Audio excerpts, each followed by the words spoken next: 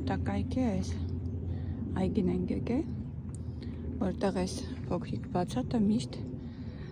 պիոններ են լինում և հիմա այդ պիոնների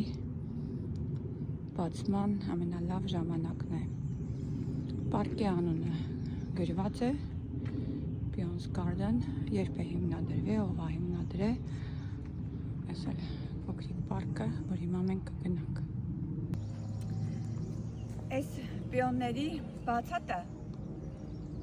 ամեն տարի այս ժամանակ այսպես հրաշալի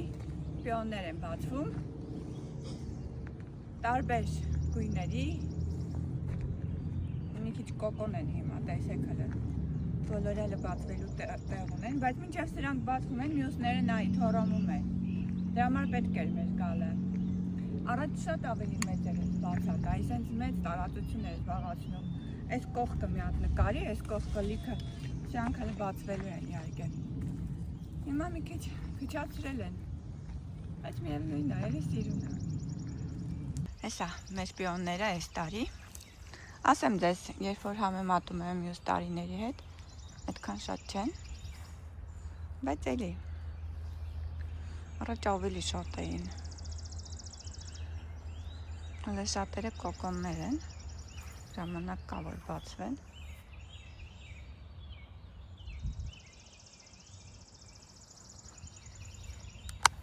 Առաջ այս ամբողջ տարածքը լրիվ պիոններ էր։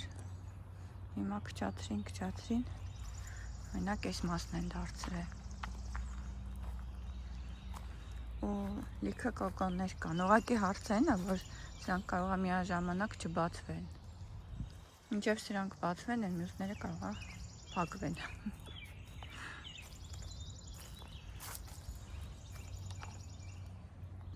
Okay, մի անգամ ևս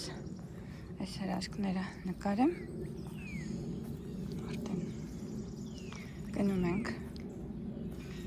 Դուք տեսականին տեսեք։ Թռչունների ձայնը լսեք։ Հոտը մենք կքաշենք։ Նենց էլ անուշ հոտ ունեն։ Ասեմ ձեզ,